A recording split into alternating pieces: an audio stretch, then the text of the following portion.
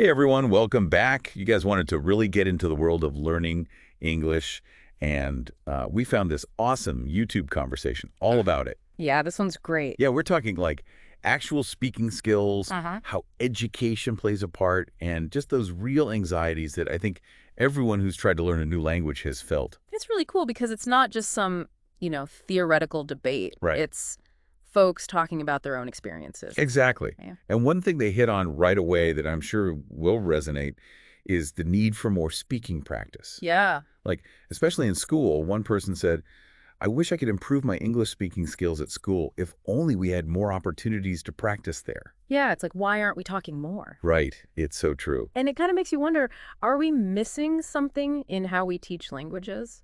Maybe.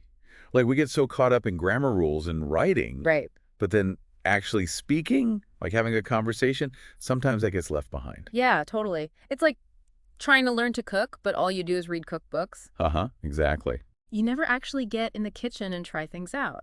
Oh, that's such a good analogy. And speaking of teachers, the conversation takes this really interesting turn when they start talking about the educators themselves. Oh, yeah. Interesting. They point out that sometimes even the teachers might not be that comfortable speaking English. Really?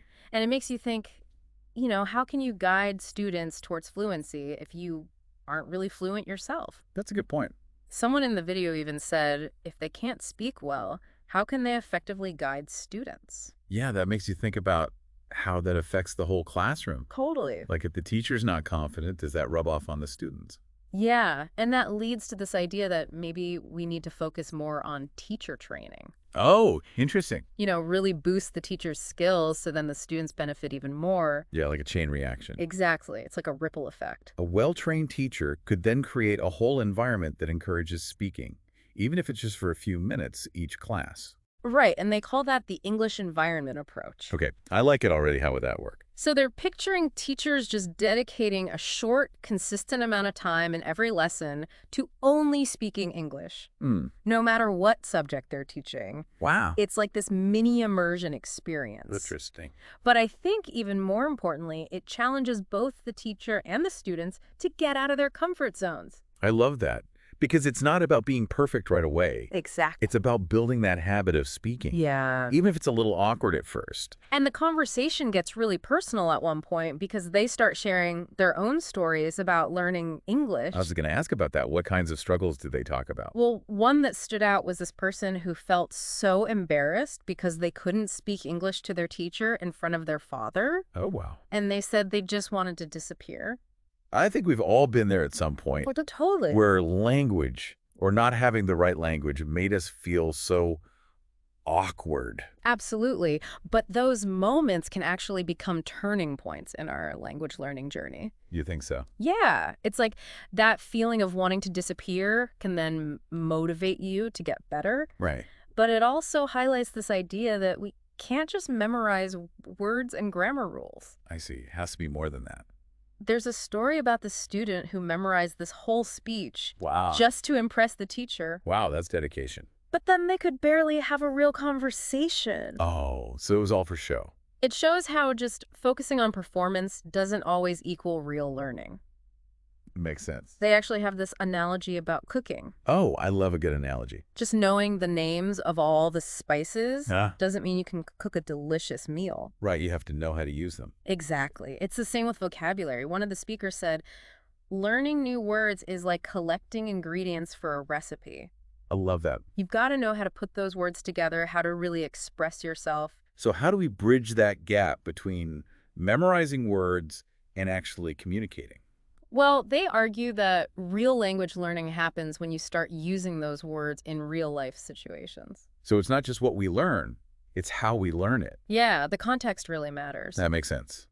And it seems like that leads to their next big point, which is this idea of embracing the language itself. Right. They talk about how English learners often treat English like it's this scary thing. Yeah. One speaker even said, students often treat English like it's rocket science, fearing every word they utter. It's like they're afraid to make mistakes. Right, and that fear keeps them from actually using the language. So their message is break free from that fear and embrace the language. And they go deeper into what embracing the language actually means. Okay, I'm all ears. What's their take on that? It's not about reaching some level of perfection. Right. It's about seeing English as a tool to connect with people and express yourself. I like that. They say it's about being spontaneous, not overthinking every word. It's about the journey, not the destination. Yeah. Being present and learning from those moments when you do make a mistake. Exactly. I think that could be tough, though, especially for those of us who tend to overthink everything. For sure, but they actually give some practical advice on how to do it, how to get over that fear and embrace the learning process. Okay, I'm really interested to hear those tips, but maybe this is a good spot to pause for a second. Yeah, good idea. Let our listeners really think about all this. There's a lot to unpack here. What are you finding most interesting so far? I think for me, it's this emphasis on moving beyond rote learning Yeah, and actually using the language in the real world. I think that's so important. Fluency is not just knowing the rules, it's about being able to use the language confidently in real life. I totally agree, and those personal stories they shared really highlight that. Right, it's not abstract, it's about real people and their experiences. But we're just getting started. There's more to this conversation. We've only just begun to explore it. So much good stuff in here. So, should we dive back in? Let's do it. It's interesting how they come back to this idea of education and how it often focuses on memorization. Yeah. They say just memorizing vocabulary from textbooks doesn't really make you fluent. It's like reading a recipe without cooking the dish, right? Yeah, perfect analogy. One of the speakers even said our teachers would give us these long vocabulary lists to memorize, but we rarely use those words in actual conversations. Right. It's no wonder they didn't remember them. Exactly. So they're arguing for a more active way of learning vocabulary. Yeah. You don't just recognize words on a page, you got to actually use them. Make them your own. And that leads into how they feel about exams. Hmm. Because exams also tend to focus on memorizing instead of actual communication skills. Yeah. It's like teaching someone to recite a poem without them understanding what the poem actually means. It's all about performance, not really expressing anything. And they tell that story about the student who memorized lines just to impress the teacher? Right, but they couldn't really have a conversation. Exactly. So it proves that memorizing doesn't always mean you're actually fluent. It's like knowing the steps to a dance, but not being able to actually dance. Right. There's a difference between repeating something and using it naturally. And this is where they say we need to embrace the language, right? Absolutely. One of the speakers said we need to break free from that fear and embrace the language. It's about changing how you see English. So not as a scary test Right, more like a tool you can use. to connect with people and say what you want to say. And they mean really using it, even if you make mistakes along the way. Yeah, not being afraid to just go for it. But I know for some people that's really hard. Oh yeah, definitely. So they actually offer advice on how to do it, how to embrace the language. I'm all ears. What do they say? Well, they suggest things like practicing in front of a mirror. Interesting. It helps you get used to hearing yourself speaking English. Oh, that's a good one, yeah. And they also say record yourself speaking. So you can hear what you sound like. Right, then you can catch any pronunciation or grammar mistakes you're making. It's like having your own personal coach. They also talk about finding a language partner. Oh yeah, I was going to ask about that. Yeah, connecting with other learners, whether it's online or in person. It's like having a support system. Exactly. It's encouraging and you can share tips and stuff. I think that's so important, feeling like you're not alone in this. And they also talk about the positive side of language learning, Yeah. not just the challenges. Right, because it can be fun too. It's about discovering new cultures and connecting with people from all over the world. Exactly. It's like opening up a whole new world. So as we finish up this part of our conversation, I'm curious. Yeah. What's standing out to you from this part of the conversation? That's a good question. What connected with your own experience? Yeah. What are you taking away from this? For me, it's the power of practice, but also remembering that it doesn't have to be perfect. Yeah. Just keep trying things out, making mistakes, and learning from them. I think that's a great takeaway. And those little tips they gave, like practicing in front of the mirror, anyone can try that. I love that. Small steps can make a big difference. So true. But there's still more to explore in this conversation. Yeah.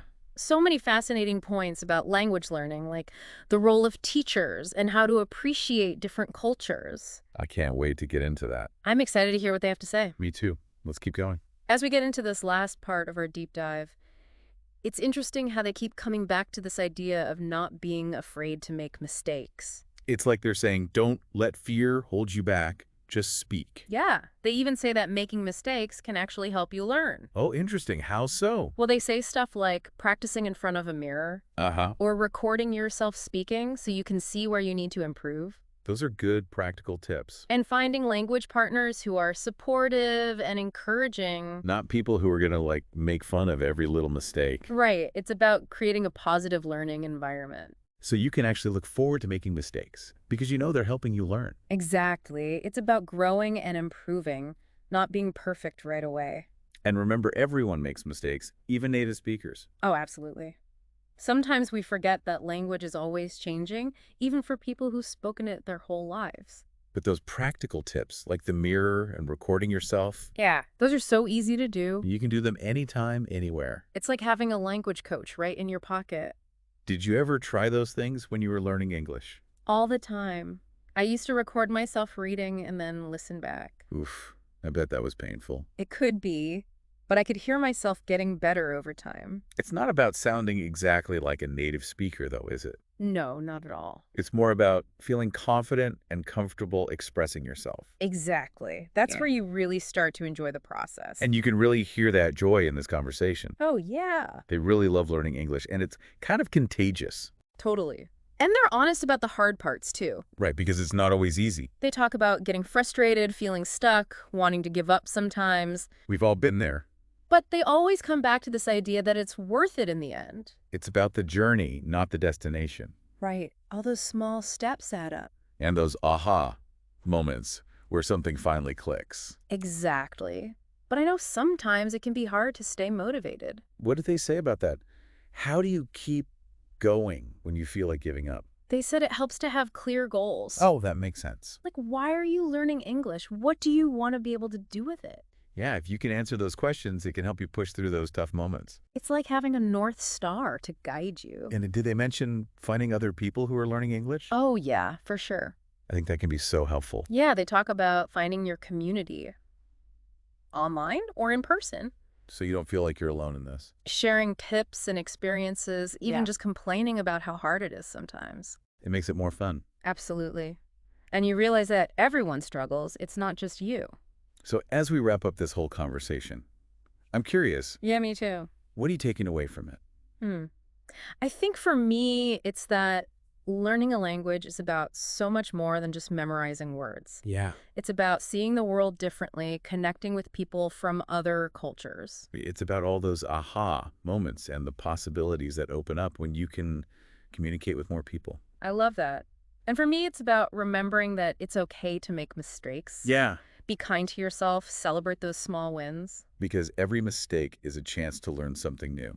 That's a great way to think about it. So what about our listeners? Yeah, what resonated most with you guys? What are you going to try differently in your own language learning journey?